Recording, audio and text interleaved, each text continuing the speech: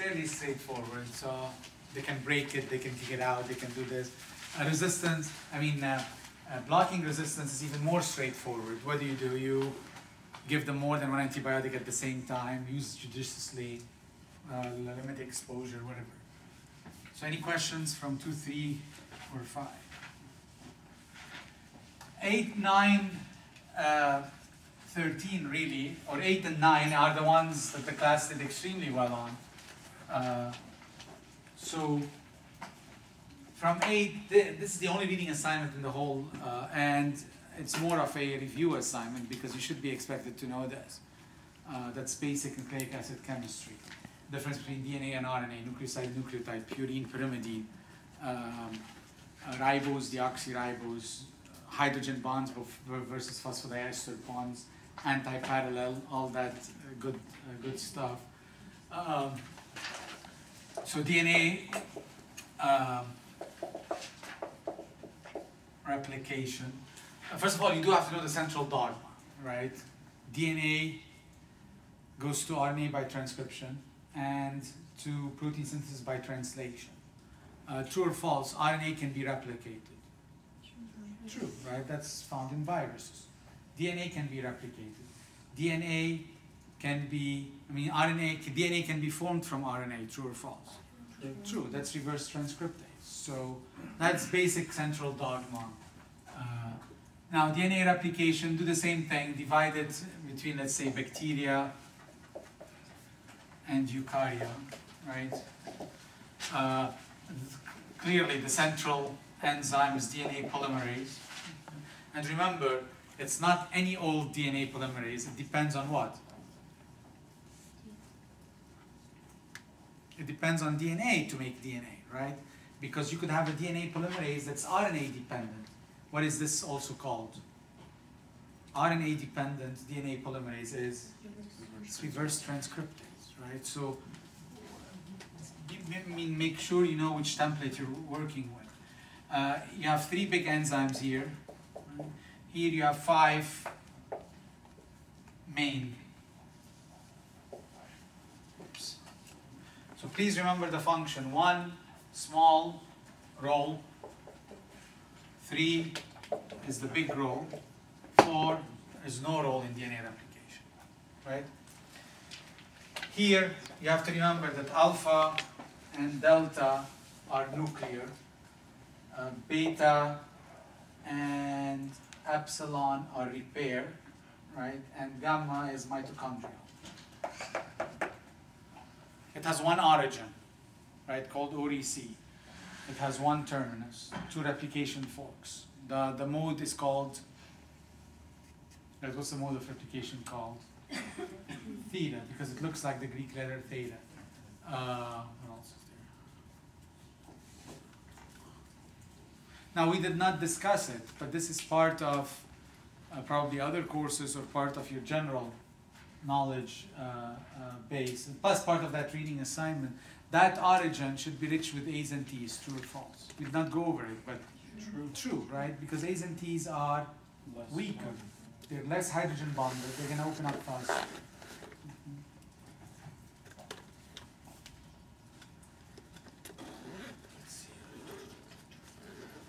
So anything about DNA replication? That's really it. A transcription.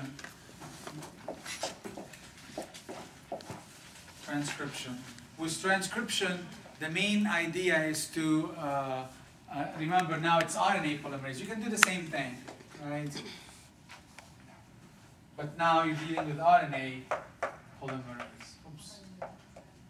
And to be exact,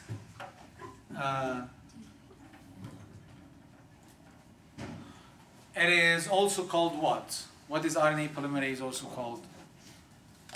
It is replicase. I'm sorry, it's transcriptase. Why? Because it's transcribing. But specifically, it's DNA-dependent RNA polymerase. Right? What would RNA-dependent RNA polymerase be called? RNA replicase. This is DNA replicase, by the way, if you want to be more exact. Because it depends on DNA to make DNA. This one depends on DNA to make RNA, so it's a transcriptase. What are the types? In bacteria, there's only one type. Here, there's 4. I mean, remember, these are eukaryotes here. These are bacteria. There's 4 of them, and please remember them. 1 does ribosomal, 2 does messenger, 3 does transfer, 4 does mitochondria. So please remember them. This one, there's only 1. You can then break it down into its 2 components. If it's just 1 and everything is there, it's called what? The holoenzyme, right?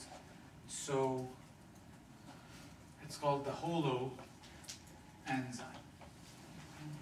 What's it made up of? Two parts. You have the sigma factor plus alpha 2 beta prime. This is called the core. So for example, if the question is, during transcription, RNA polymerase exists as a holoenzyme at first, but a core enzyme at the end. At the beginning, I should say. True, right? Because after, you look like you're in a barber shop. Okay. So, like waiting for the scissors to come. Right, because at the beginning it lands to the promoter and the sigma factor gets kicked out, and then it continues all the way to the end, right? So, but more importantly, you have to know the difference between coding, and I, for one, cannot stress it enough. You've got to, if you, to me, if you want to get a degree in biology or BMS, basic nucleic acid chemistry is essential. What's the difference between coding and non-coding? Which way is DNA moving, RNA moving, RNA polymerase, whatever. So, and of that,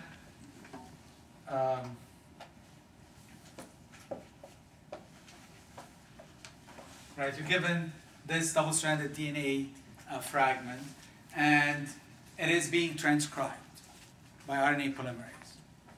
Which one is the template strand, the top or the bottom? You can't tell. Why can't you tell? Because you have no idea where RNA polymerase is going. It could easily go left to right or right to left. If I told you it is going right to left, which one is the template now? If it's going right to left, you're told that. Which one is the template now? No, it's going to be the top one. If it's going right to left, remember, if RNA polymerase is going right to left, you know that the nucleic acid synthesis has to start from right to left. The first base should be the 5' here. So this is going to be the template strand. So now this is the template, and this is the what? The coding. Why? Because the coding, and there's no exception to that. The template strand, whether you're talking about DNA synthesis or RNA synthesis, is always the template is always 3 to 5. There's no exception. So, if you're told it's going right to left, automatically the top one has got to be the template. If it's going left to right, the bottom one has got to be the template. And the coding, by definition, by convention, always the one that goes 5 to 3. So, it goes 5 to 3, right? So, you also have to know the other terminology. The coding is also called the what? The non-template, and the template is the non-coding.